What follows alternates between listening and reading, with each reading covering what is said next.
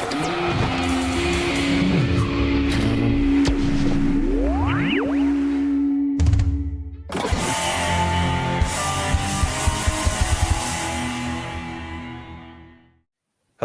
artists and animators. Felipe Almeida is an animation supervisor currently working in Vancouver, and his production credits include work on shows such as Apple TV's Peanut Specials, The Day the Earth Blew Up, and Disenchanted.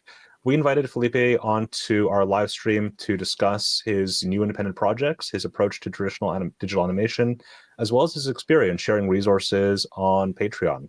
So welcome to the stream. Oh, hey, Mike. Always good to be here. Great to have you there, and it's really nice to meet Pan as well. Yeah, say hi, Pan. So, how would you describe a typical day as an animation supervisor? As an animation supervisor, I think like for the most part, is really provide for your team everything they need to do their jobs, and help them to achieve what we're asking them to achieve. So there's days where like I'm just like having a lot of conversations, briefing everybody about their assignments and everything they need to know to start a task, and then from there a lot of like following the process, making sure if they have any questions, I either know the answer or I can get the answer for them as soon as possible. Help looking at how the shots are looking like, like if I can help make it better, I'll make suggestions. If they're going pretty well, sometimes a lot of the work is just get out of their way and let them do their best. So it's really a lot of just like like dealing with people and making sure everybody feels like we're helping each other. And yeah, I think that's the overall idea. The reason why we invited you onto the live stream is to talk about some of your work with traditional digital animation. And you recently collaborated with an illustrator on Instagram who goes by Lilith on a short clip called Pink Hair. So how did this project come about? Well, I do like to, as much as possible, sometimes once a week, I like to set aside some time, go on Instagram and try to find like different artists that I didn't know before. And it could be like people doing animation, people who just paint PGs, people who do like any kind of design. And one of those times I bumped into her page, her Instagram page, and her work was so beautiful and so inspiring that, and like sometimes I like to like reach out and be like, hey, really like your stuff. Like, I think your stuff is really inspiring. Sometimes that leads to conversation. Then I start talking to the artist, and we start like a friendship. And in that case, that's what happened. I look at her work, and I was really amazed by like how her style of painting is very modern, but her character design feels very like old school 80s anime, and that feel like very nostalgic to me. So I reached out and I was like, I think I was like too excited saying hi, and I was like, hey, like your stuff is so cool. Like I think it would be amazing to see it like in an animation. And she was like, oh, she replied to me pretty fast, and she was like, oh, cool. Like if you like, I like the idea. If you want to like do something, it would be awesome. And I'm like, oh, I'm ready. And I just like chose one of her pieces that I thought was like very charming and simple enough that I could like complete a project in a relatively short amount of time. And she was okay. Like I kept her informed during the whole time. I asked if it was okay to choose that specific piece. She was like, yeah, like feel free to do it. And that's how the whole thing started. So Felipe, you mentioned it reminds you of like 80s anime. What are your anime touchstones? Because like the thing is, like people say things like, "Oh yeah, that's anime style," but like anime is not one style. They're like a collection of different styles that all kind of get lumped into the one form. So like, what sort of anime do you draw inspiration from when you look at a piece like this? Well, I was when I was a kid, I was spoon-fed Senseiya and that's like how I learned how to draw, by watching the anime. But also stuff like Yu Yu Hakusho, which is, I guess, now has a live action version online somewhere. Ranma is one of my favorite comedy / action animes. There was an anime when I was a kid called Buck, which was really ugly, but for some reason I really liked it. And it was just like some of those like fantastic characters, and they have like this spirit thing that is basically like a pink ball with arms and legs, and they explode for some reason. That era of Japanese animation to me was really important when I was growing up into like drawing me into the animation thing more and more. And of course, everything that Studio Ghibli does. That's like, a big one, I guess, like for most people in the animation industry. So those are like the main names it comes Yeah. to mind. So one of the challenges with like adapting a character from an illustration to animation is that like not all illustrations necessarily lend to like easy because of things like line mileage, because of things like the way that they're styled. It can be really difficult to approach some things, some illustrations for animation. So what was your approach adapting the like pink hair character for this animation scene? Like one thing is, like you said, like sometimes an illustration, as beautiful as it is not like one-to-one translatable to be something that you could realistic animate.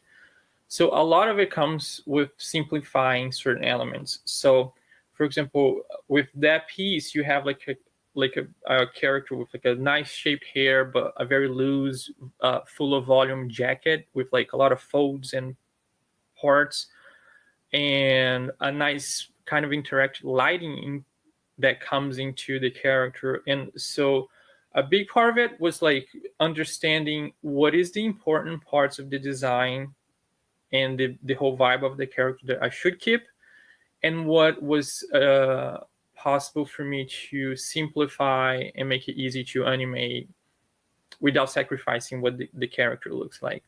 That was like one side of things. The other side of animating out of an illustration is context, right? Like what is this character is going to be doing once he starts moving. And that specific piece was like a girl like laughing, and he has like a very like joyful, very like high energy laugh. And I'm like, okay, so this is obviously the main part of what the animation needs to be, but do I start with her laughing? And I do like to think about like what leads a character to get to a certain point. So I didn't write like a script, but I had like a very loose idea of what she was going to be doing before she turns and laughs. So my idea was like, oh, maybe she's like on a beach and it's super windy and it's a nice day and she's looking far into the ocean off screen, and then something calls her attention towards the camera. She looks at it and it's something fun, and that's what generates the laugh. So I guess like the last level there is because if you're working based on an illustration where the character is like facing the camera, and you start with this character facing anywhere else, you need to understand how does this character look like in a different angle. And because they don't have like a model sheet or anything, because it's all based on a piece of illustration, what I had to do is like do my homework, went to Lilith's page, and I was like just looking at her stuff and seeing how she usually represents inside her style, like a profile face, a profile nose, how she deals with the mouth when it's profile. A big one was in the illustration, because the character is in the middle of a laugh, she has the eyes closed. How does Lilith inside her style, she does like open eyes. So it was basically trying to go to the source of that piece and like collecting as much information as I could, so I could represent this character well within a style that still, it doesn't feel like it's not coming from Lily and her stuff, but it makes sense with this little micro script that I have inside my brain. So every frame of it looks really consistent. Are you able to play it for audience? yes. Can you guys see my screen? Yes. Okay, let me find my timeline here again.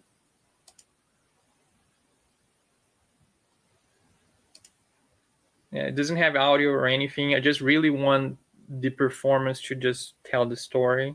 Yeah. No, this is gorgeous. Oh, thank you. Every time people say that, I feel forced to say a lot of it is just, Lily's work, and she is an amazing artist. Everybody should go follow her because she's incredible. Super generous as well. So yeah, well, that is all true, but I just want to focus on some things. Like, this character features hand-drawn highlights and shadows, which follow the character's hair and the folds of fabric in her clothes, and like they're in different intensities on like different parts of her clothing and compared to the hair. So I want to ask you, like, how do you approach the highlights and shadows on this character? yeah, cool. Good question, because I feel like that question ties to one of the biggest questions in the comment section of this post, which is also like, how did I deal with the lineless approach for this piece? And it kind of like goes hand in hand with like how I deal with the lighting. Like I said, a big important part here was know how to simplify without losing the essence of the character. But a big thing that helped me here was just like some options that like Toon Boom has, that I love it. I use it all the time, and it's very simple. And like I think like some of my favorite tools are usually the simple ones that can do things that you wouldn't expect. But for example, the first concern was, one, make it simple enough that it still fits the character. It feels like grounded in this little universe that is this one piece. With lighting specifically, a concern I have is to not feel like it's a sticker pasted into the surface of the character. Lighting, Right. is something very intangible. Like the character We've all moves. seen like compositing where you have a character and the lighting and highlights and shadows are sort of done by having the character sort of cut itself, like the sort of outline of the character doing that. So you have a very like it works really well for rim lights and like those sorts of shadows. But you can also tell like the difference between that and like hand drawn lighting and shadows. Yeah, exactly. Because I mean, there's no better substitute for like like making conscious choices frame by frame of like where you want that line to be. I almost like to not be super like perfect with like in between the lighting itself, because I do like the organic feeling that comes from like a bit of a vibration. But in terms of like achieving this in a practical way, what I do was like basically for the most part, I treated this piece as a piece that had black lines like a normal most animations would have. Let me see if I can turn this off and turn this on. So basically you see the black line, and what I do is like I have a layer where like I paint every single color that you're gonna have on this piece. And like I have the eyes, I have the jacket, I have the shirt, the skin, and the hair. And because I have like all those pieces separately, I'll keep the jacket on and I'll turn off everything else. The line is also separate here, so I just have a separate layer that only has at the time just the main color blue. And one of my favorite things in Harmony is like if you're using the brush option,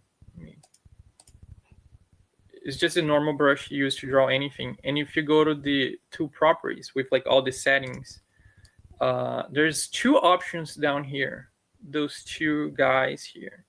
and they basically work as a very simple automated mask. And basically, I can show it here, like, yeah, I'll do a black spot here. If you have something painted here, I'm doing like a random black thing, but in the jacket case was like a blue mass in the shape of the jacket. And I choose another color. If you choose this option, everything you're drawing is going to be automatically masked behind what's already there. And if you choose this other guy here, everything you draw is going to be automatically masked inside the thing that's already there. So that allows me to very easily and very like relaxed, just going frame by frame and just painting the piece.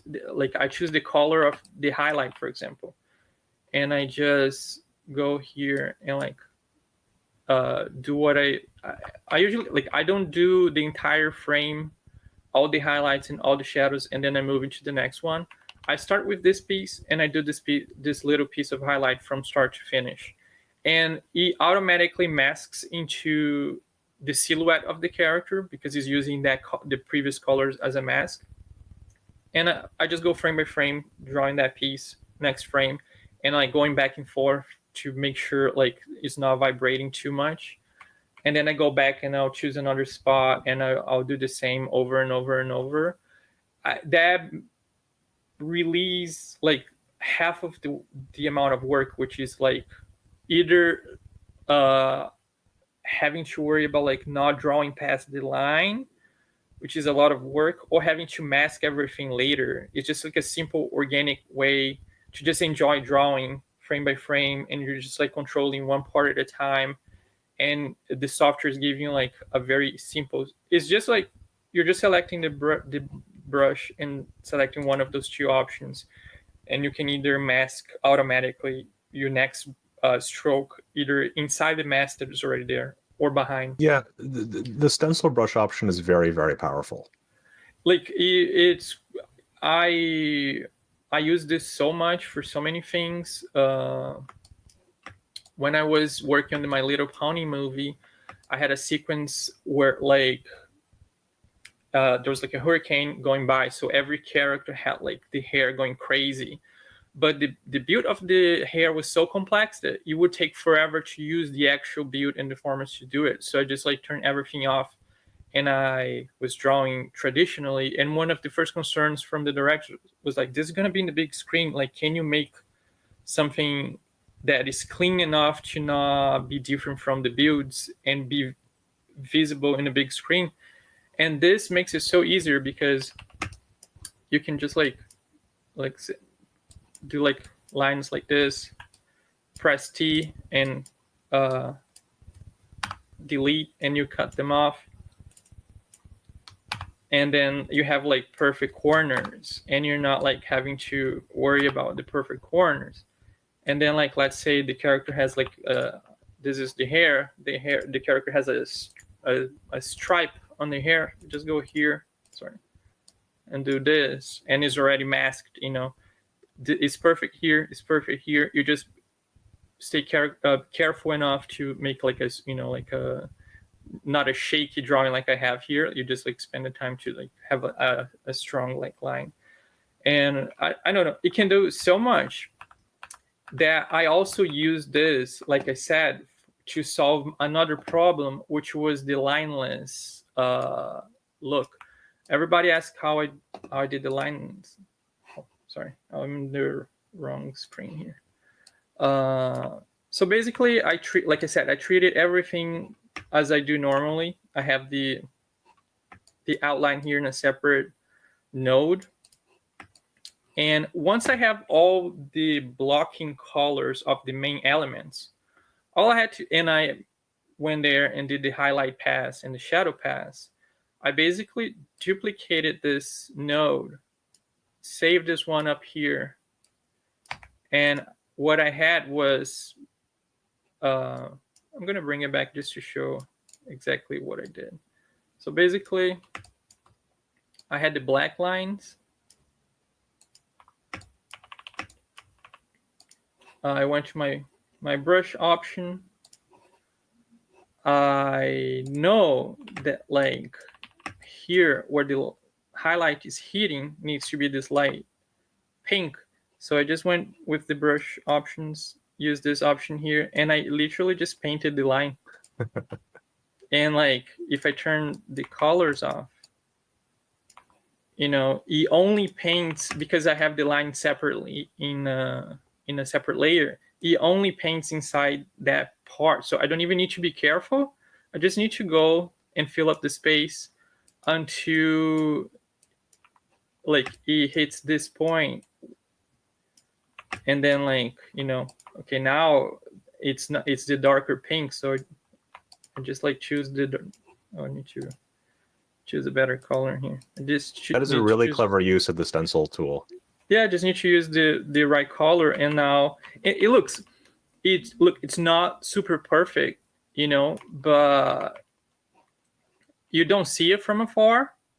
And also like that was kind of the look I wanted to have, a little bit of like an imperfect thing, because I think in animation sometimes it's so nice when you can see, like, let's say brush strokes. You can have a realistic painting that it's still realistic, but you can see the artist's brush stroke, and I do like that a lot. So I like the human feeling behind the whole thing. I don't like to be too perfect.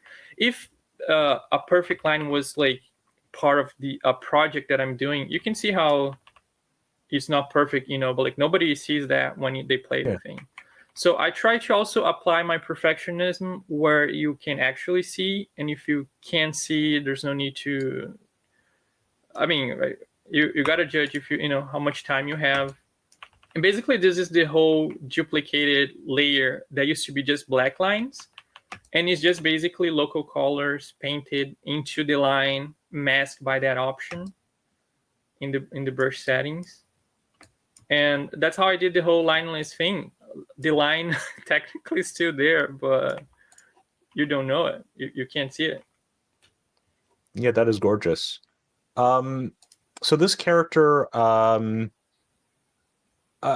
think like it's interesting because you have a character where like you have the volumes that are moving in 3D space as she turns around and rotates. And I think drawing volumes is one skill, but then also drawing like flowing hair and the sort of drape of fabric as the coat sort of moves down her shoulders. That is a whole different set of skills. So what is your approach? Like, do you have any advice to artists who are interested in drawing hair and clothing? For sure, yeah. Like I said, I was like raised with some really dramatic like Japanese animation when I was a kid, and a lot of it involved like crazy hair scenes happening. And I remember as a kid, I was dying to be able to do that kind of thing. And I think like my basic approach, I have two things I keep in mind. Layering is one of them. I am extremely concerned about how the sections of the hair on top are going to affect the sections of the hair on the bottom. And of course, that changes from character to character for like lengths and types of hair, So I'm always mindful of like what the layers are doing and how they stack. I always pay attention to that. Let me see if there's something here I can point out that is more specific. Oh, for example, it would be very easy to just keep the back of her hair always behind her head and her neck, but I think it does give a special tangible volume when you have like pieces moving in space. So I do have a little chunk here in front of her hair, and it goes in front of her face and then it moves back. And I'm pretty sure at some point, I think like here, it goes like all the way behind her head. But I do have a little piece here that, because the wind is so strong and like hectic, it comes in front of her neck and then it goes back. So like layering is one thing. And the other thing, I do have a formula for hair inside my brain, that is kind of hard to explain without like showing exactly what I usually do. But basically, I'm thinking of a whip for most of the time, right? So if you have like a straight line, I'm thinking of this. And Yeah. basically, Like C curves and S curves almost. yeah, I have like a couple shapes that I always use, and like so basically, if this is the first frame, you know, I have something like coming up, then I C on this direction, then the next one is a C on the opposite direction, going towards a more stretched version of the first one, and then I go back to the first one. So you're endlessly like this. And Yeah, then I of think course, what's really cool too is like in this scene you have the hair.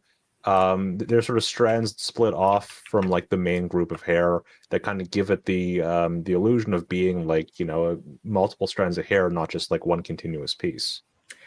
yes, and if you pay close attention and you dissect this entire shot and like what the hair does, this concept of the whip that I'm talking about it, I apply in very different degrees, and I use the same thing for the majority of the mass, doing the same thing, but I go on top and I do the same thing for like little strips of hair in different spots, and I offset them from the main mass of hair. So I have the same principle apply to every single thing here. I apply the same thing for this piece, and also for the whole thing. I guess I could show it really quick if you guys want to see. Yeah, I think we would like to see that. Okay, let me just turn this thing off here.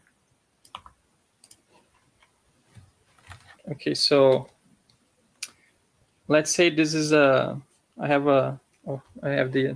that option marked down here. So it's being masked to nothing, so it becomes invisible.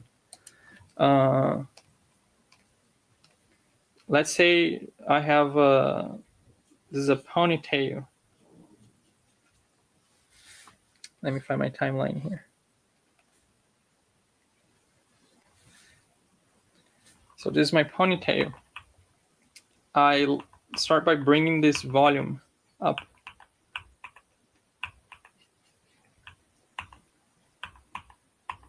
And then, like I said, force that C shape in this direction.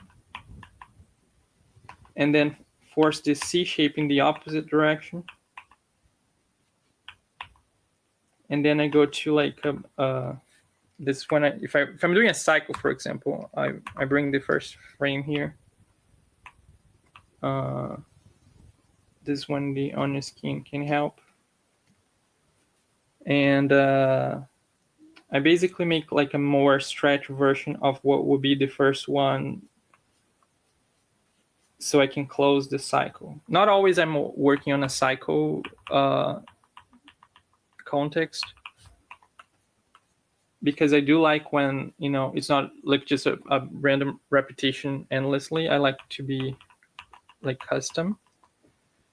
So I apply that concept of the whip for the main mass of hair. But then let's say like there's like a little piece here that comes from the character design. I do like to think that little piece is doing the same thing, but I'm offsetting from the main mass of hair. So sometimes I might like, you know, bring it in and like visualize that, like, okay, maybe in this frame, that little piece, it's still here, but at this point, it became one thing with the mass. And then in the next frame, I delay a little bit and I release again that little piece. And then here, I have another delay. And then it goes back to the first one. Yeah, I think that's a little bit of detail that like the audience might not even notice, but they'll feel. They would definitely feel, and it's gonna give basically the whole idea is to feel organic and to feel natural, right? Like, and most of the times in animation, the more successful you are in making something feel natural, the more invisible it is to the eyes. You know, like, you did a good job when nobody noticed what you did because it feels right. If it's standing out, it's usually because something's happened. And of course, I treat these couple of drawings as keyframes, right? So depending of the intensity of the wind, depending of like, the level of action of the shot, I'm going to add more or less in betweens here, and think like where I'm going to slow down, and like where I'm gonna, like, maybe like from here to here, I'll add like a bunch of in betweens, slowing it down, so then like it gains momentum, and then it goes fast again, and it starts all over again. But if you look at what I'm doing here, and like think about like a simple shape, I'm using that same concept for everything. Oh. And then back to the first one. So I'm using this simplified concept here for the overall mass, but I'm also using for the little pieces of hair that gets like loose. And I'm just being careful enough to play with timing. So like I said, like I offset them from like different other parts of the hair, and I'm also careful with layering. So sometimes, that's why another advantage to that, not necessarily use the same concept, but not necessarily a cycle, is that like, if there's like a head here, maybe when this piece comes back, there's like a string of hair here that's going to go on top of the character. But then like when it goes back, it joins the mass of the hair here. And in the second time it comes back, it doesn't get loose again, and then a third time it gets loose again, but in a different way. That's usually how I do every single hair. Doesn't matter like what the design is, what the type of shot is, and the thing that is going to differentiate one of the other is basically like how I'm going to layer things, and how many in betweens, and like how much weight, and like if it's like a very crazy, something that calls a lot of my attention is, for example, if you have a character that has like a long hair, it has a super long ponytail, and it has like a tiny little bang, and everything moves the same way, that calls a lot of my attention when I'm looking at animation, because the amount of hair here is not going to behave with the same weight of the amount of hair on the back, right? So I'm also very the physics conscious. don't work. I'm sorry? The physics don't work.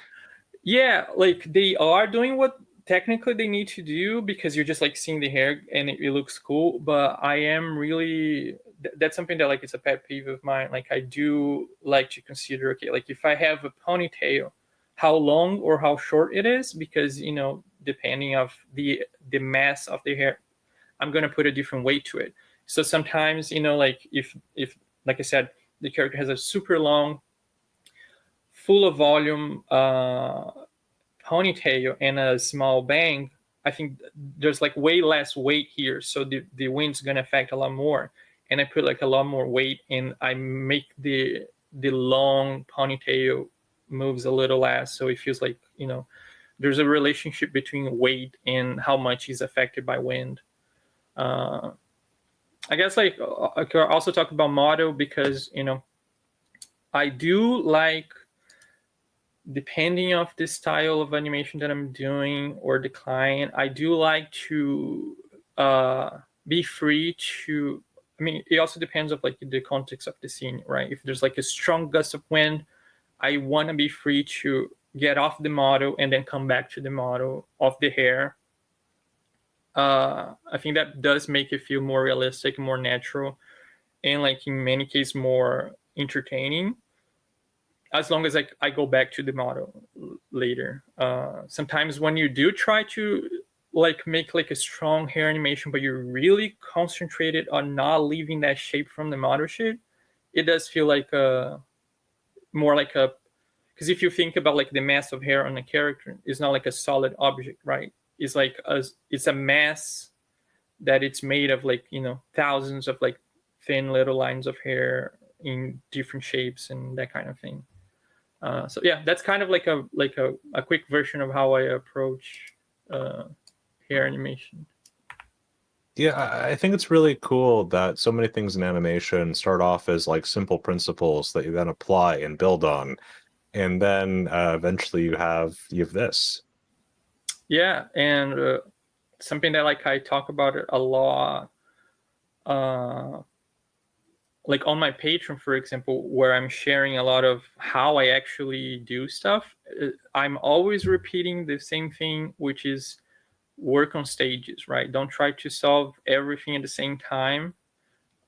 Work build up, and at the end you're going to have multiple layers doing interesting things, and if you plan correctly, they're going to make sense when everything's moving together. Yeah, like if I had to solve every single thing here at the same time, I wouldn't be like half as successful, I think. So as you mentioned, like this Harmony project file is currently available on your Gumroad account. Yeah. What can an artist learn by opening the project file and having a look around? Oh, good question. When I was first starting in animation and like trying to find ways to learn, more specifically speaking about traditional animation and like, for example, how the classic Disney movies were made, there was very little information out there. And something I used to do that was extremely helpful, and I wish I would still do it more often. I used to go to Andres Dija's blog, which is called Deja Vu, I think.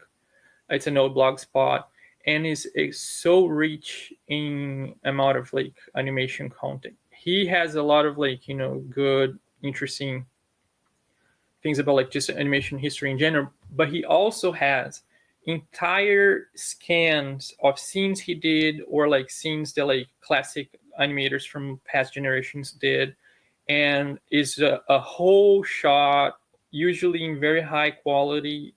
And what I used to look for was sequence that where the time chart was clear and visible in every single frame. I used to download those things, import into Harmony, into Toon Boom, and there's an option when you import images that you can choose to import either as bitmap or as a vector. And if you choose vector, you can just do black and white. So basically what it does, everything that is, all the information in that image becomes black, everything else becomes transparent.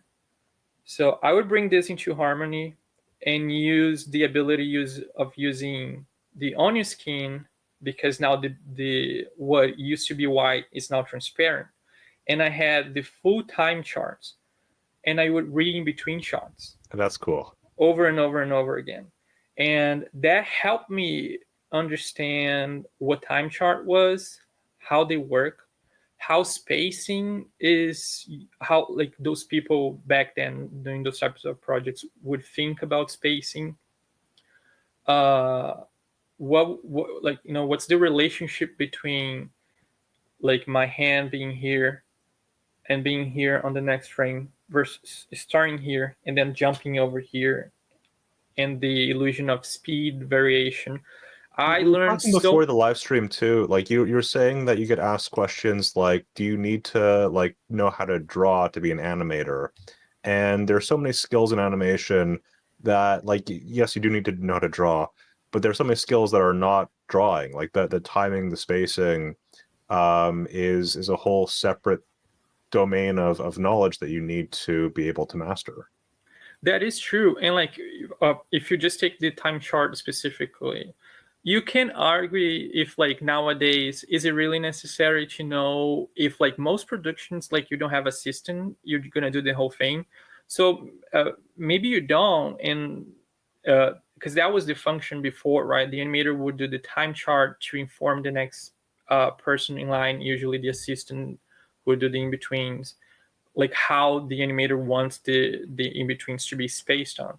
But to me, even not having an assistant and being the person who's going to do pretty much the whole thing until it goes to like cleanup and color, it's really useful, because the first thing it does is to help you plan your shot before you actually do it, and that makes a lot of difference. If you like, get your animatic and you're like, okay, I'm gonna sit here and just start animating, it's really hard to like explore the options that you could have explored before. But if you stop and you need to like plan ahead where each drawing is going to be, the result becomes way more consistent and way more conscient, because you really plan out where every single drawing is going to be. The other thing that it does to me personally is like, by the time I have to in between, I don't need to think about anymore, because my plan is already done and I put that in my time chart. So my decisions are set there. And of course, I do give myself the freedom to go back and like switch and like change a few things if I think I can improve something. But in general, like it helps me organize my mind. And by the time I need to in between, that most of the important decisions are there for me as well. Now, going back to like how I think it could be useful to download like a Harmony file from someone else. The whole time and work I put on before to have to find high quality animation that like show the animation from start to finish, and most of those have sometimes the time chart in some images, it's not on all of them, or sometimes they get cut off from the scan, and like having to find like a whole thing that where the entire information is there clear as day for you to use to study. If I had our Harmony files from like people who are working in the industry at that time, where I could just go in and not only the whole animation's there and the time chart's clear, but I can also turn on and off every single layer and see how the person like work the other side of animation, which is nowadays, which is like dealing with the software and like how to use the software in your favor to achieve certain things, like I did with the lighting and the like turning the line into a lineless thing. That would help me so much in just spend time studying, instead of like like having to like spend weeks like trying to find one piece of animation that somebody did where like the entire information is there. So Yeah, it's like not only looking at someone's line art, but also seeing like how they set up their desk and where they put their sticky notes. And I think that's really cool. Yeah, and I do, like, speaking of Tumbum, I do have a pathological issue, that is my node view needs to be extremely organized. So like I have my my little box here where I just stack the things I set up like with reference, and I do have a color card to hide the gray background, and for the animation pass I do have another box here, and I have a cable pulling this composite here, just so like there's not like a million cables coming down here. I treat my node view like my desk, it needs to be clean so it can work in a clean environment. Although I'm looking at my desk right now and it could be a little cleaner. But yeah, so like you can see also you can have ideas of like how you organize your digital environment, and how to like treat the nodes and how to stack them together, how I'm grouping things and not grouping other things. I don't know, I think it's only useful, and again it's easier than having to scatter the internet for like a long time until you find like consistent information. I do recommend still people going to Andreas Deja's blog, because it's still there and it has so much gold. That's where like I learned most of what I knew in the first like half of my career. Yeah. I mean, one of the things too, like I noticed, is that you are very comfortable in node view, And I think that's a large part because your experience in animation is in 2D rigged animation. So what got you interested in working on projects in traditional animation? That was always the goal. Everything I did in my career that wasn't traditional animation was just like things I had to do in order to get a job in animation until I was able to do traditional animation. But like I said, I grew up with like 80s and 90s Japanese animation, like Studio Ghibli for sure. The very first VHS I've watched in my life was The Lion King. So traditional animation was always the goal.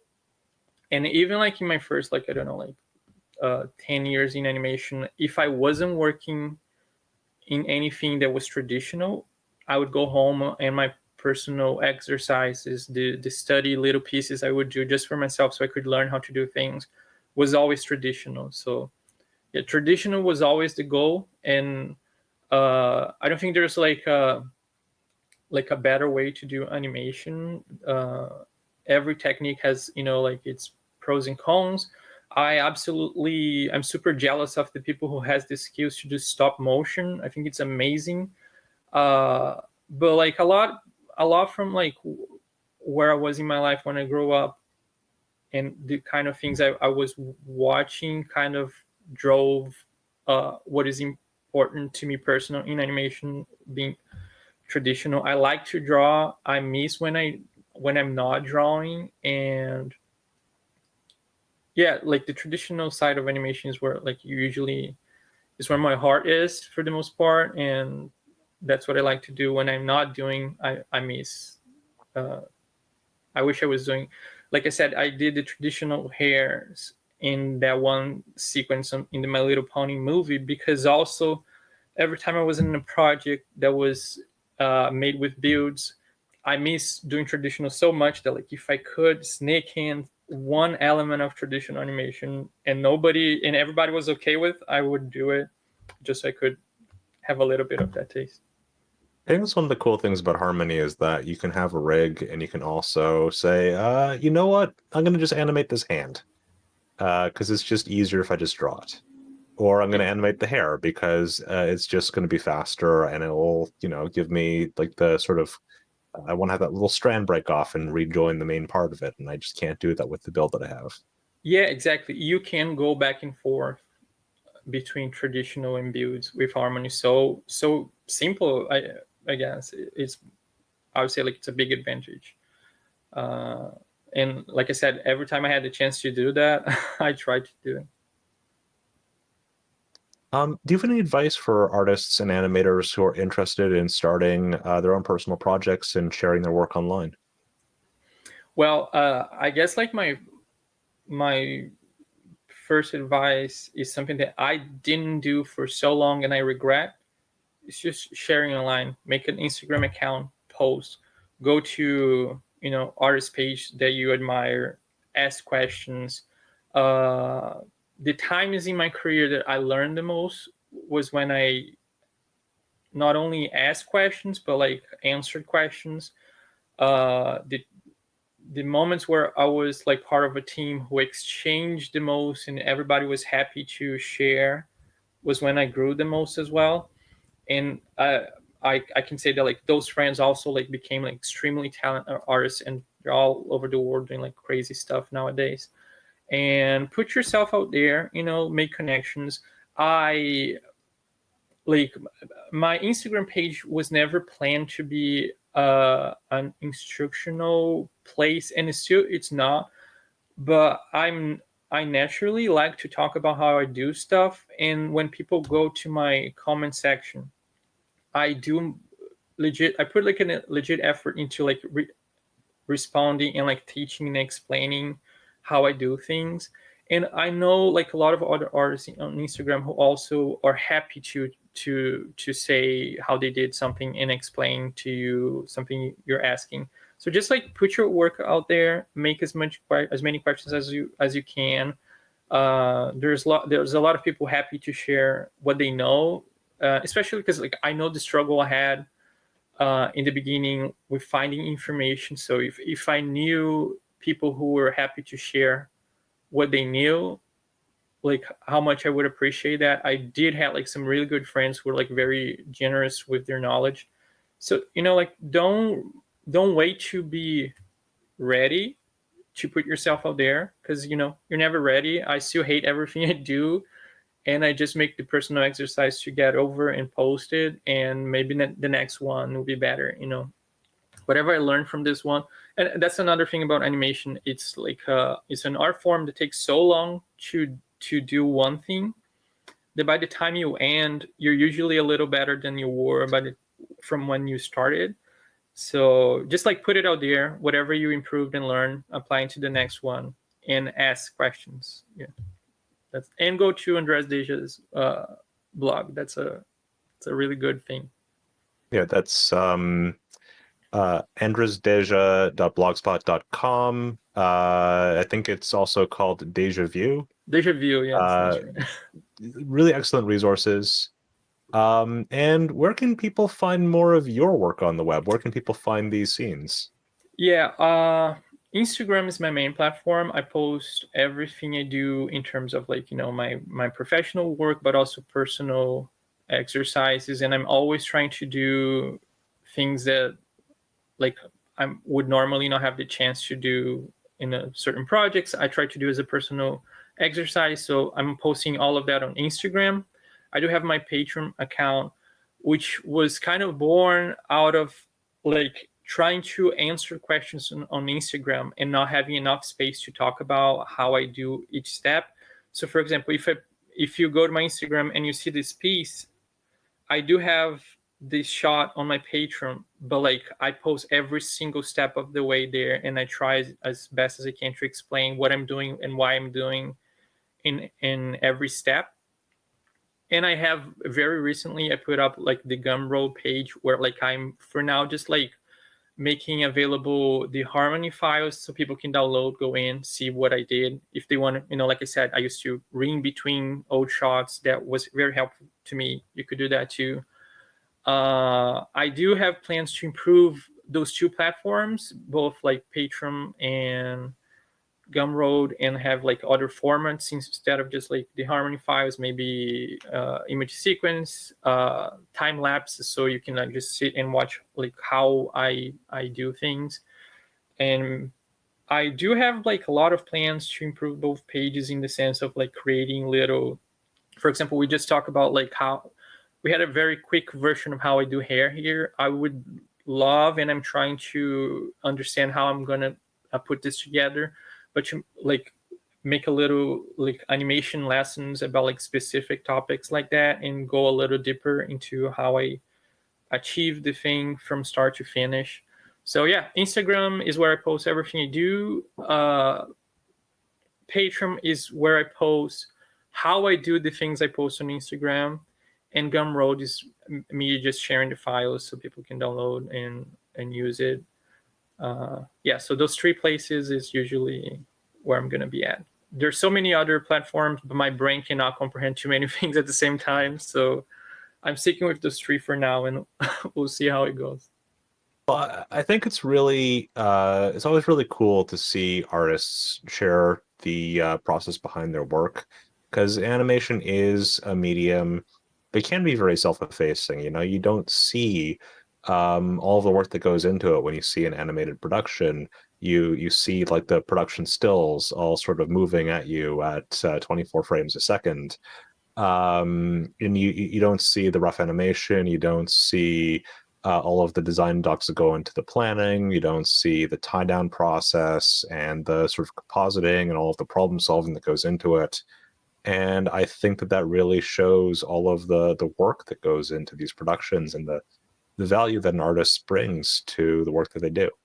Yeah, and in terms of animation, it is a lot of work, and it takes so long to do like just a few seconds, but the impact that those seconds do, can really make a lot of difference. Like I'm here today because when I was a kid, I saw the shot of Simba crying when Mufasa dies. If nobody watched, I'm sorry I spoiled it, but like I was so obsessed about like how that that one tear comes down of Simba's face, and it feels so real. It doesn't feel like there's not a second throughout The Lion King that I watched that movie and I don't believe that that's like a lion and I'm feeling everything that character's feeling. So it changed the entire path of my life. You know, I could be doing something completely different right now.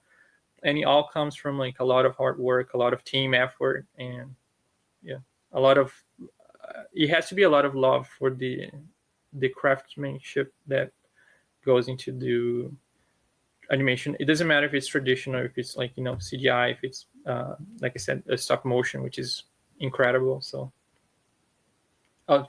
that's why it's good to I try at least to share as much as I can of how I do stuff and show all the steps before the final piece. Well, we really appreciate you sharing your work with us today. So thank you, Felipe, for taking time to discuss your process for traditional digital animation. And thank you to our audience for tuning in. For anyone interested in animating for 2D games, actually, Toon Boom Animation has just opened public registration for our new Jump game development beta program. And for those who don't know, Jump includes tools for planning out an interactive game, designing and animating character sprites, and building. And it also has a built-in game engine that is based on Godot. So you can visit toonboom.com for more details if that interests you. Thank you for watching, and be sure to tune in next week.